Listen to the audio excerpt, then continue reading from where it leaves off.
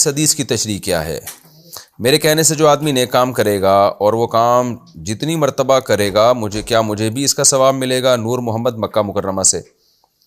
जनाब नूर मोहम्मद, जो आपने हदीस पेश की है ना, बिल्कुल सही हदीस है। मन दल्ला अला खैरिन, पूरे अल्फाज में, मन सन्ना सुन्नतन हसनतन फलहु अजरुहा व अजरु मन आमिला बिहा, कि जिसने अच्छे तरीक़े की बुनियाद रख दी, या कोई भी एक और रिवायत में आते हैं अद्दाल्लु अलल खैरी कफ़ाइलिही, नेकी की तरफ रहनुमाई करने वाला भी ऐसा है जैसे नेकी करने वाला। तो यकीनन सवाब मिलेगा जब भी कोई नेकी करेगा।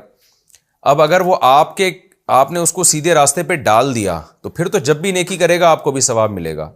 और अगर आपने सीधे रास्ते पे डाला नहीं है, बल्कि किसी वक्त उससे एक नेकी करा दी, तो फिर जब वो नेकी जिस वक्त उसने की उस वक्त तो सवाब मिलेगा। दोबारा जब कर रहा है तो जाहिर है उसमें आपके इरादे का और आपकी मेहनत का दखल नहीं है, तो फिर उसका सवाब आपको नहीं मिलेगा।